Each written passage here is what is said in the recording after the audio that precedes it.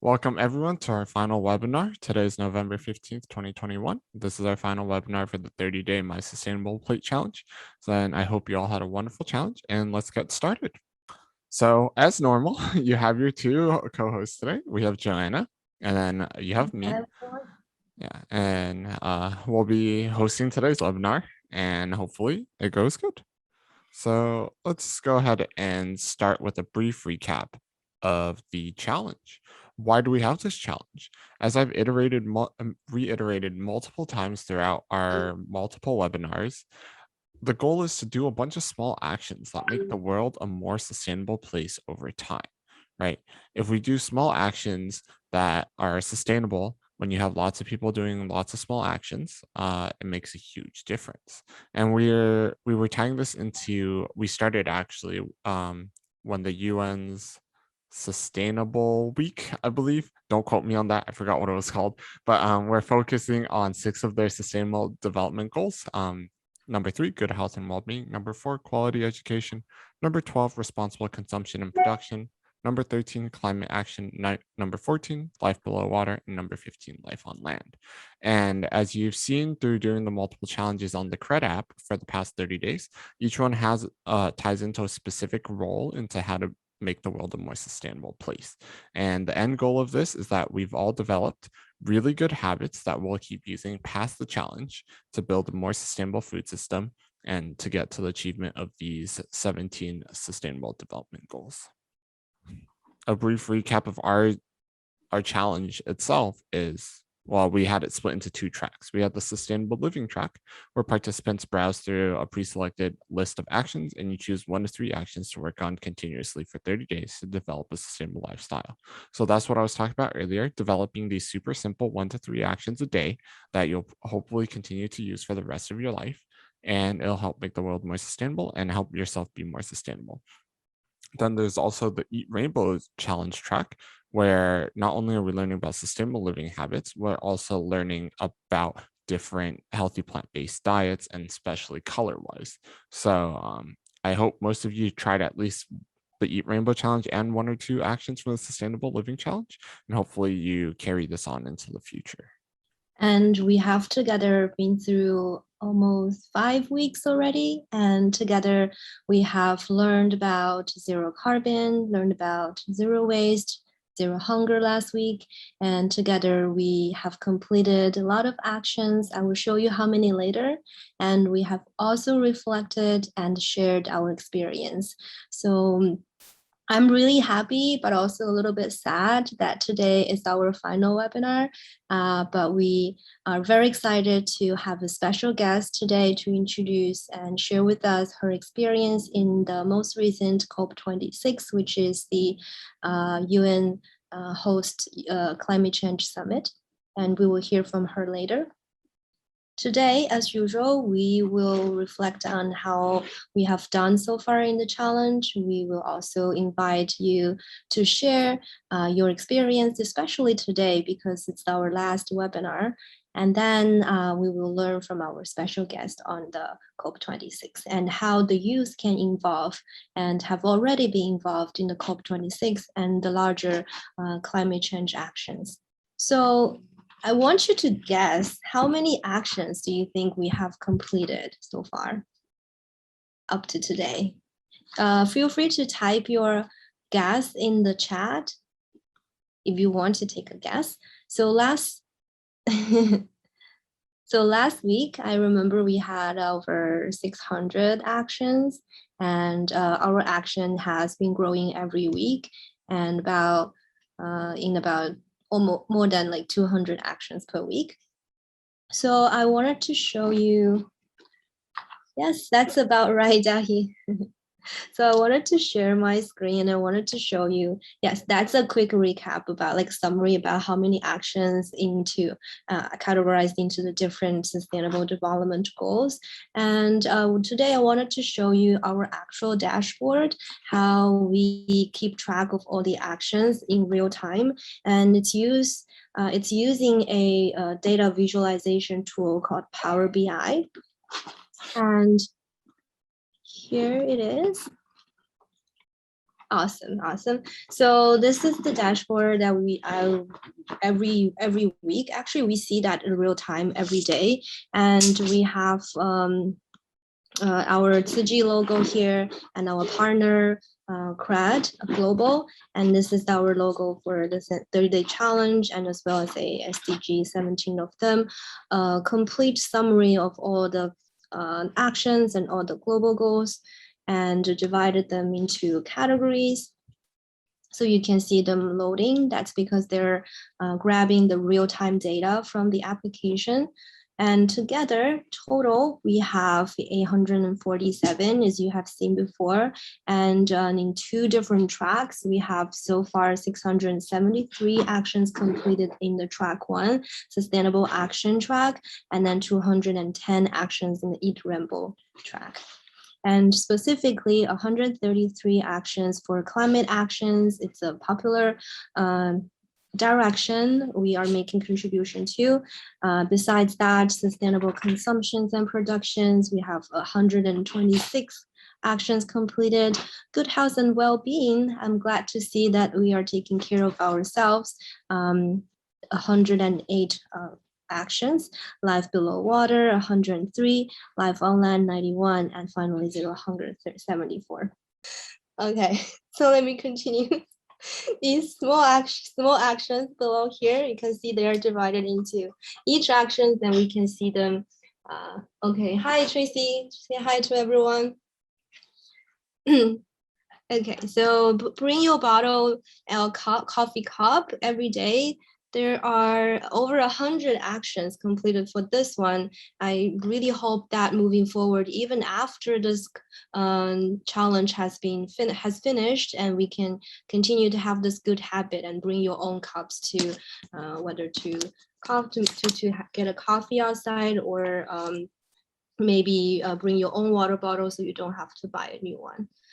And then turn off the facet when not in use, and avoid electronics while eating. Well, this is very surprising because I didn't see this one having completed a lot of actions before, but this is a really good habit to not to use electronics while you're eating, and have no leftover on your plate. Also a good habit, hope everyone can take away with you after the action, after the challenge is over.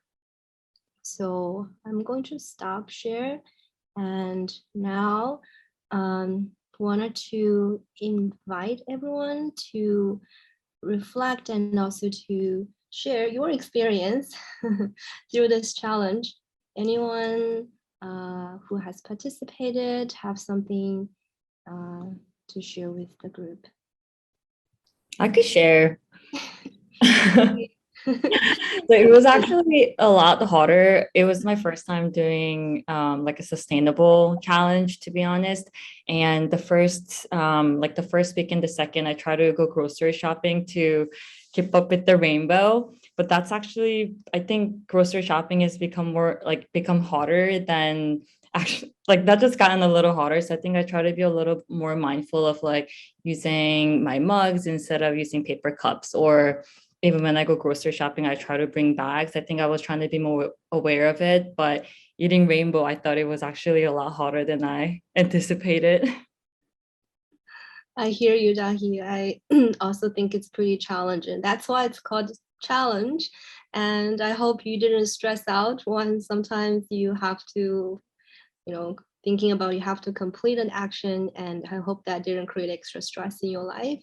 But the reason why we created Eat Rainbow is trying to get everybody to be aware that how many options there are outside for vegetables and fruits, and making more sustainable choices in your plate, and hope people can eat more of them and live healthy, of course, and also to show compassion to the earth, to the environment. Thank you so much for sharing. What about Alvin?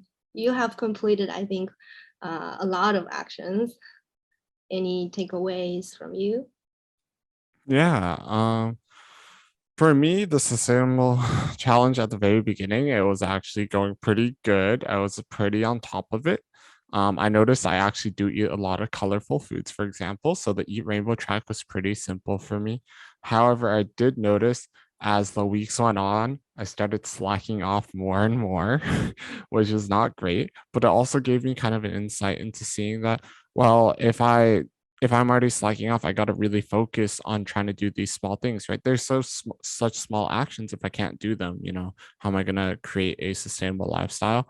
But then just having that like small idea in the back of my mind, it really just helped to reinforce like now I kind of actively think about being more sustainable when I do stuff. Maybe I don't mark it off on the app, but I notice myself actually looking out for it. Like I would go like when I first started college this year, or I guess it's not started, but when I went back to college this year, every time I went to Trader Joe's, I was like, oh, it's just a paper bag, I can recycle it. But now I'm like, I do have bags in my car, I can take the extra like 30 seconds to open my trunk and grab the bags instead of getting a paper bag. So, and then that's really applied now and now further and further on. I'm like, okay, I really should just be using my bag. There's no point grabbing these paper bags. So even though you don't have to necessarily mark it off on the app every day, if you're aware of these actions and you're able to do it, it really does make a big difference. Thank you so much for sharing. And exactly, I think the application we provide to you is like a tool to try to get you remember doing something that you don't really used to do. But the ultimate goal is not to always going back to the application, is like Alvin said, remember that, remind yourself that in your daily life, so it become a habit without, going back to the app. That's even better. And then let's save some space. Who else wants to share? We're happy to hear from you. Okay, let's move on to introduce our speaker today. As I mentioned before, today our topic is youth involvement in COP26, and our special guest speaker today is Ashley. Hi, Ashley. Thank you so much for joining us. So Ashley is currently serving as a representative of Buddhist Tzu Chi Foundation at the United Nations, and she is a program manager of Tzu Chi's community development projects in the Republic of Sierra Leone. And she is also part of the Youth Steering Committee of the United Nations Department of Global Communication Civil Society Unit.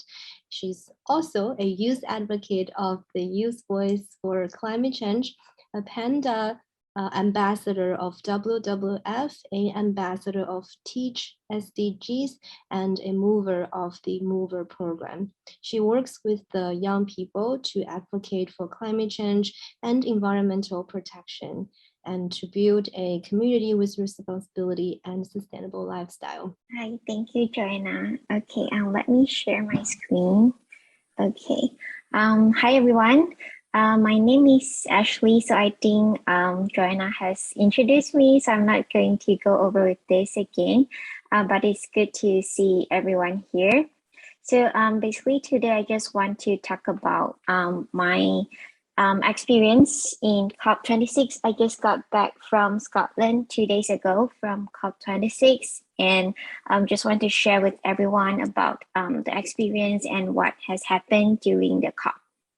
Okay, so as Joanna mentioned, I'm currently working under Buddhist Tzu Chi Foundation and is in a part of the Tzu Chi United Nations Task Force.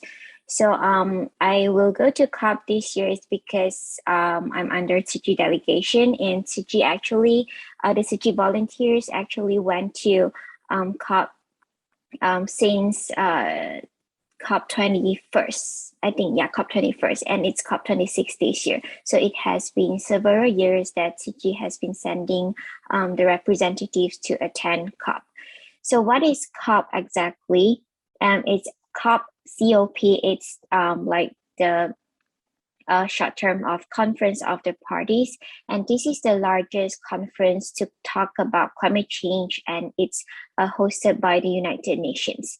So this year, COP26 is being hosted in Glasgow, Scotland, and it's very important this year because it's the year when all the governments from different countries gather together to talk about the progress of achieving the global climate target, which is, I believe, I'm not too sure if you heard of this before, but global climate target is a goal agreed by different countries in 2015 to ensure that the global warming did not exceed 1.2 degrees Celsius, and it's best to not go over 1.5 degrees Celsius. Yeah, so this is what all the countries, 197 countries come together to agree that they are going to do their best to limit the temperature rise. So this year is the 5th year. Like due to COVID, COP26 actually got postponed 1 year. So this year is like the 5th year of the establishment of the global climate target. So they are going to discuss about the progress of achieving that.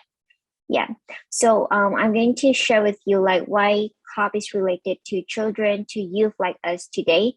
So basically, for children part, actually not much attendance of the children at a conference, but they are like present there with several letters.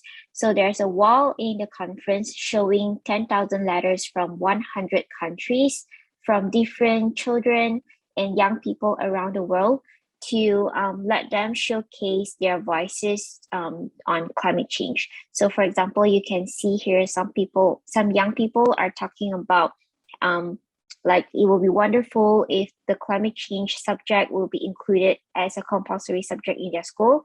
And also some talking about the importance of climate crisis, the importance of the knowledge on climate crisis at university. Yeah, so this is something like in the US, we might feel that learning about climate change, it's very common, but it's not too common in the other countries, especially those developing countries or more like poorer countries, because they do not have the privilege to learn about this. Yeah, so this is something that is kind of cool.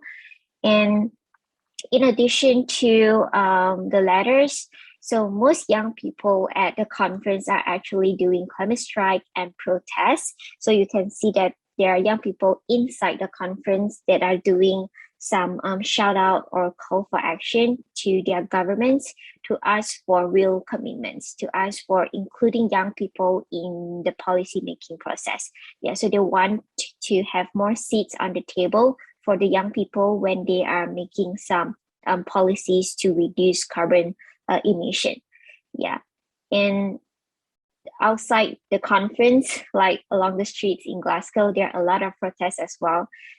I think it's probably happening every day. Yeah, almost every day. When I walk to the COP, the conference, every day you can see people are doing protests, and sometimes they are blocking the traffic as well, which is kind of annoying. Yeah, but generally it's not too aggressive. They are still, they just want to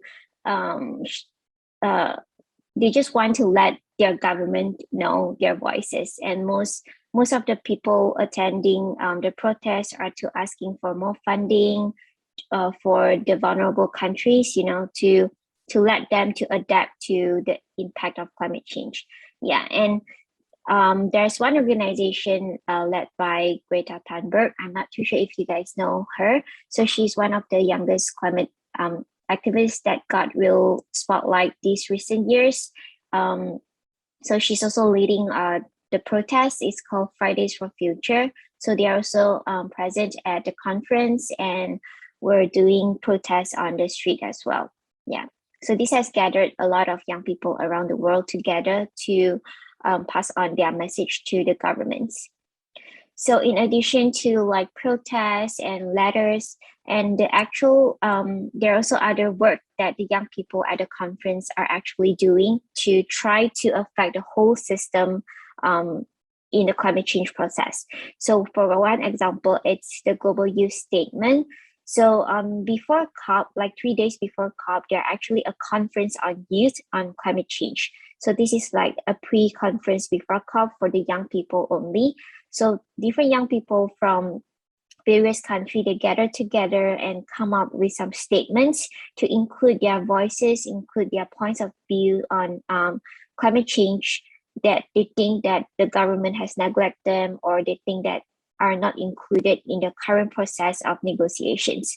So they come up with a global youth statement and trying to send them to United Nations and also different countries to let them know that young people are very aware of the issues and want to have their voice to be heard. Yeah, so this is something that you can access from the web as well. So there are about 47,000 young people that have signed to pledge on the Global Youth Statement. So this is something that you can do online as well. So the conference and the Global Youth Statement are actually carried out, like some people must have led the action, right? So it's led by the official constituency of young people to the to UNFCCC, which is the agency that is responsible for the COP process. So the constituency is called Yango. So they are led by young people and organized by young people, of course, to have their voices heard in the process of COP. Yeah, so this year in COP, so young people are like gathering every day to review the process of the negotiations. Like, for example, what have the government pledged and what have the process been going. So they're trying to help to keep an eye on the process and to see what can the government do better in submitting their commitments. And in addition to that, young people at COP are also organizing different events. So like, for example, press conference. So as a part of the G team, we also host a youth focus press conference, which is talking about the young people in driving climate sustainability. So we have also invited young people from other countries as well to come and share about their work in achieving climate action. So in our press conference, I have also shared about the work that young people in Fiji are doing. So especially like we have the 30-day challenge. We also mentioned this in press conference as well. And also shared about some recycling programs that the young people in other countries, the teaching in other countries are doing to help to tackle climate change, and also some workshops that we have. Yeah, so basically the press conference is like a platform for us to share the best practices or some insights from us that can be, that we want to share to the audience. So we also got pretty good participation rate on our press conference as well. And I think it's really good to see that many adults, like the elderly people, attend our press conference because they want to know more about what our young people are actually doing to help to solve the problem of climate change, in addition to protests, in addition to drafting statements, So I think one of the uniqueness of our press conference is that we are sharing the real life, like lifestyle action that the young people in Fiji are actually doing to tackle climate change. So this is something that many people are interested to hear about. And in addition to that, I also want to highlight some young people that I met at the conference. So one organization is called Footad COP. So their aim is to advocate for 100% plant-based catering at COP. And this is all led by young people. And I think this is really cool because, like how we understand that our food choices are contributing to carbon emission, right? But at the platform of COP, which is discussing climate change, they actually do not provide 100% sustainable food options.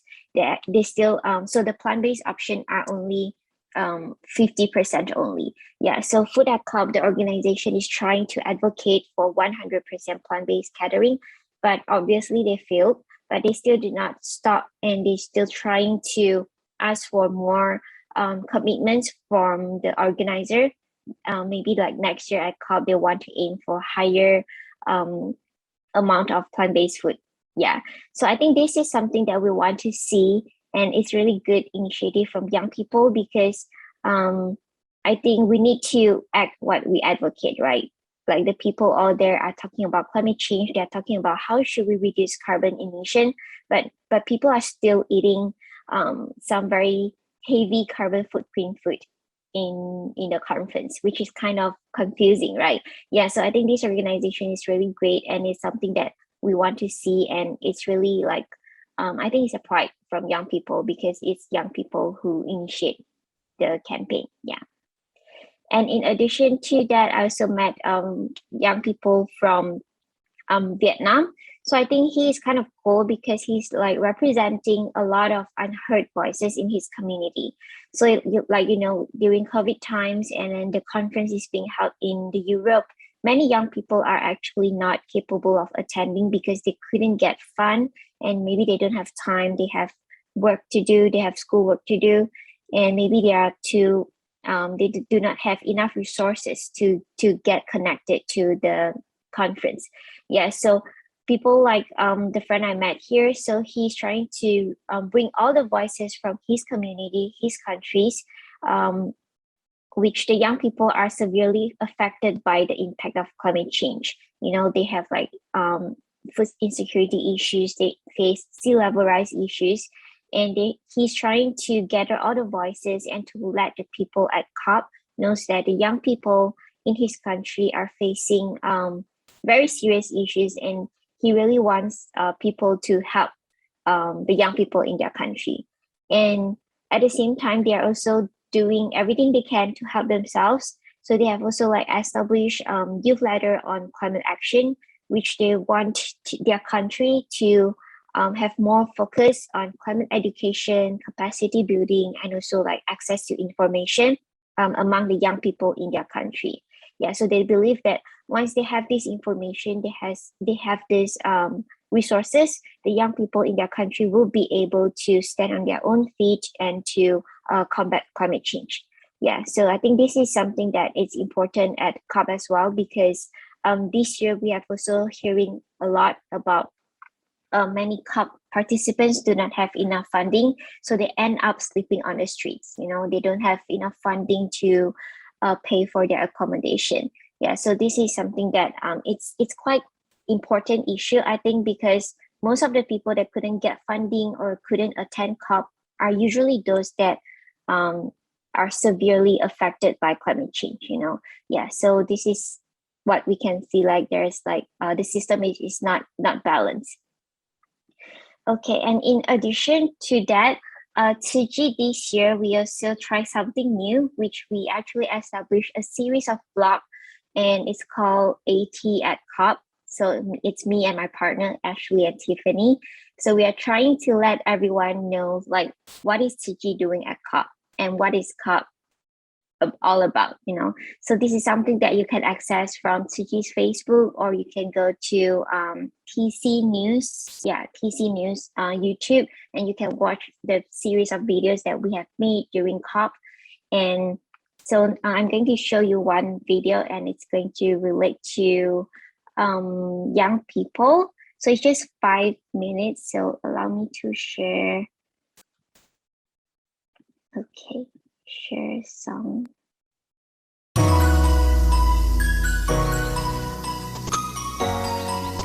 Hello， 大家好，今天是第7天，然后我们在家里的门口要离开家了，那你可以看一下，这边下雨下大雨又冷，风又大，然后下很大雨。对，所以我们等一下就要搭 cab 去那个 event center 了，那就等晚一点见喽，拜拜。现在风超级大，而且还下雨，我们等一下就是很狼狈。都没有车子，因为今天就封路，然后风比较远，所以我们要走进去。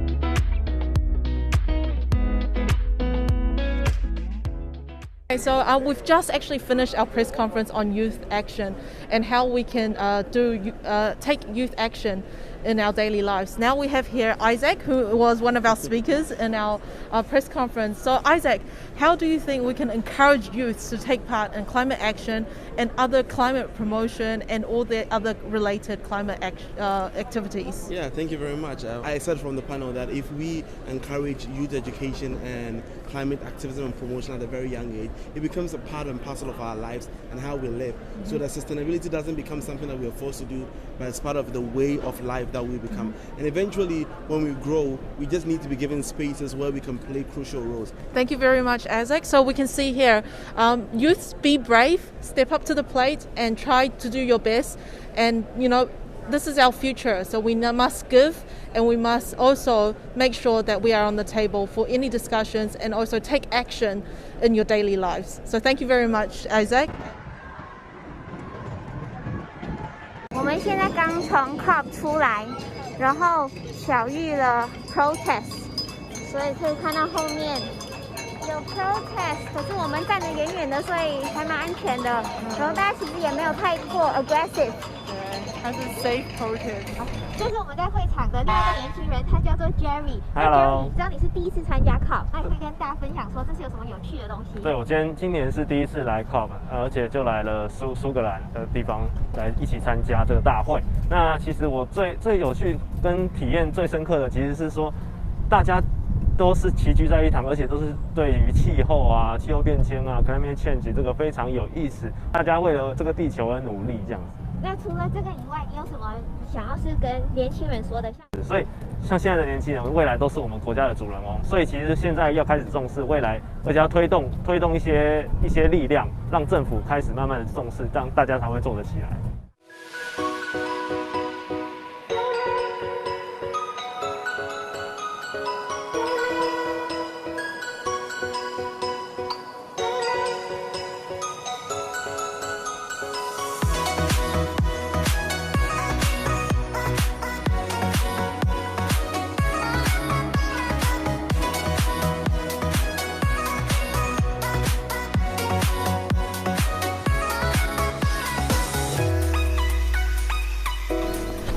Hello， 大家好。那今天是 COP 的第7天，就是1个礼拜已经过了。时间真的过非常快。真的。Yeah, so we've showed a lot about the different press conferences and the different side events that we've been throughout the week. But the most important thing is actually the negotiations by the member states and also the industries and companies as well. 没错，像在第1个星期呢，其实各国都有定出了好几个共识。那其中一个就是有100多个国家决定在2030年以前结束砍伐森林。那再来就是有40几个国家决定要减少煤炭的使用，而转向再生能源的使用。那我们当然就希望这些事情都可以成真。那其实很多这些资料其实上网都可以看得到，那也很鼓励大家可以有空的时候去看一看。But the most important thing is that not only are these negotiations important, the most important thing is the everyday things that we can do. So for example, how can we reduce our own carbon footprint? That's the question that we need to answer ourselves. 那也希望大家透过我们这星期的影片，其实都可以更了解 COP 这个事情到底是在做什么。那下星期同样的 ATF COP 会继续为你带来第2个星期的资讯跟消息，所以请大家务必要继续留意我们的影片。好，那这星期就这样咯，拜拜。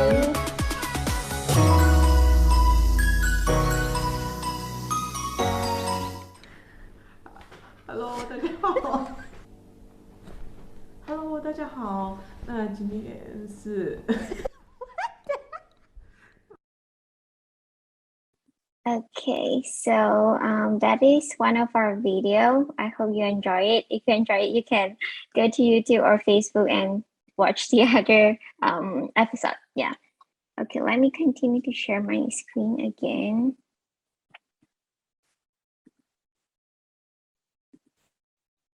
Can you see my screen? Not yet. Okay. So like in the video just now, we also talk about some current pledges that were promised by different countries. So I just want to highlight a few of it. So the first one, it's about deforestation. So more than 130 countries actually agreed to halt and reverse deforestation by 2030. And also like more than 100 countries agreed to slash methane emissions by 30% by 2030 as well. And also like 23 countries, they're also making new commitments to phase out coal and to switch to renewable energies. And also like the world's top emitters of greenhouse gases, so it's the US and China, they actually agreed to work together to combat climate change over the next decade. So these are several important decisions that have made during COP. So we also actually hope that these are going to happen, but yeah, we don't know what we're good because this is promised, right? But we're not sure if they're going to do it. But it's good that other countries are actually making progress from COP. So like since COP has already ended, the next question that we want to ask is like, what's next, you know?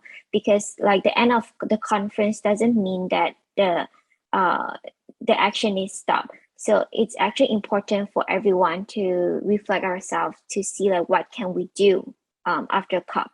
And in the conference, one of the presidents, yeah, they also she mentioned about each carbon emissions that are released to the atmosphere now is going to cause global warming.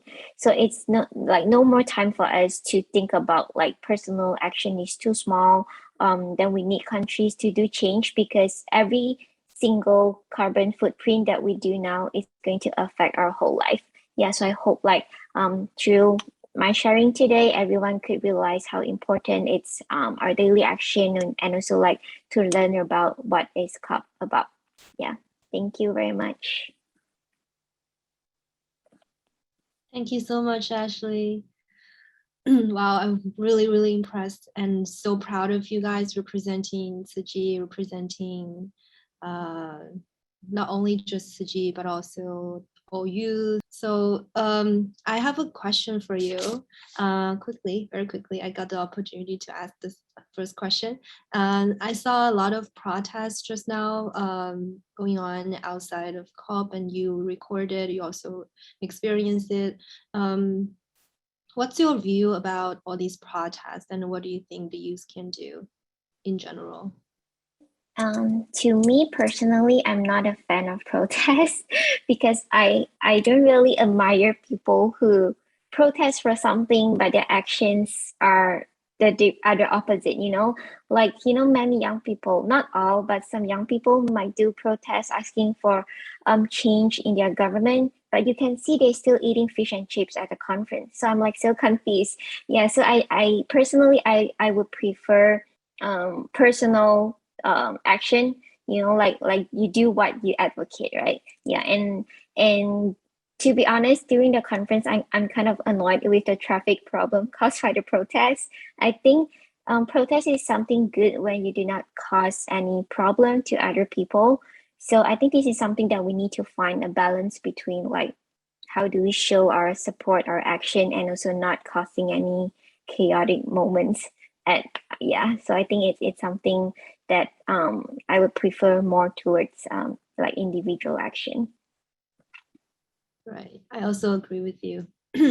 Any questions? I want to open the floor to our participants. Anyone has any questions for Yusheng, for Ashley? Yeah, I saw a comment from Dahi.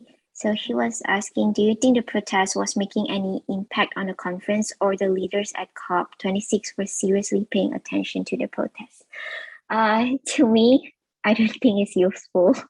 Yeah, I feel like the COP, I feel like too much protests were ongoing every day. It's really every day, you know? So I feel like people keep seeing it and they just think like, oh, it's normal. They are having it again. So no one actually pay attention to it anymore because it's too frequent. Yeah. Well, that's a really insight, and we do not see usually. And thanks so much for bringing that to us. And your videos, I will definitely check out. It's really cute. Thank you so much for making those. Any other questions from our attendees? I know a lot of you are still in school, high school or graduate school, feel free to type your questions in the chat if it's not really, if you can really mute or turn your camera, it's totally okay. Type your question in the chat. I believe Yushan will have a few more minutes with us. Okay. So thanks so much, Ashley. I really hope to see you again soon in New York or in LA. Yeah, thank you, Joanna. And thank you all. Awesome. Well, thank you so much, Ashley, once again. I learned a lot from your presentation, and hopefully I will apply those lessons into my future. But for now, we're gonna finish up the rest of our presentation for the Young Leaders last webinar. We just wanted to give a special thanks once again to Cred, the people who have been managing the app, who created and managed the app that we've been using. So Ronan, the CEO and founder of Cred, and Shalab, who is the project manager for our event specifically. And a quick recap on the team, the 9 people who've worked together to make this event happen. Yeah, I think there's only 3 of us here, but they were around sometimes. Yeah. One more thing, you've probably seen this slide every time, the TG Young Leaders slide. It's just a brief introduction to a new program that G's running. It's called the Young Leaders Program, which is trying to encompass all the everyone basically from high school upwards. So if you're interested, go to youngleaders.cg.us, I think, or you can just search up CG Young Leaders and you'll find more information about us. And this is also the group that that was helping plan the event. Yeah, as Alvin was introducing, so this is our youngleaders.cg.us website. And also please follow us on Instagram at TZUCHIYL to get most updated information for our upcoming events. And same address for Facebook. And also if you have any questions, email us at young_leaders@cg.us. And also for your information, for those of you who has participated in CRED in the 30-day challenge using the CRED app, you can continue use the application for the challenge for the whatever action that you have committed to. Not the Eat Ramble action, because we only designed that for 30 days, but for other actions, the application will still be available for you to continue if you wish to track your daily actions in the app.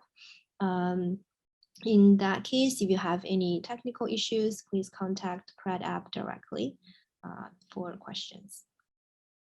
And I again thank everyone for participating in the challenge and also for being with us today in the webinar. And this webinar is recorded. We'll make some editing and post it on our YouTube channel. If you want to go back and revisit, feel free to do so. And also please watch Ashley and Tiffany's channel as well. Awesome. Well, while she sends that out, once again, I would also like to thank all of you for coming to our webinars, our past 5 webinars. I hope you take these actions that you've gained from these past 5 weeks and you apply it to your future. Other than that, chat's in the link. Links in the chat. Whoops. And you all have a wonderful week and have a good day.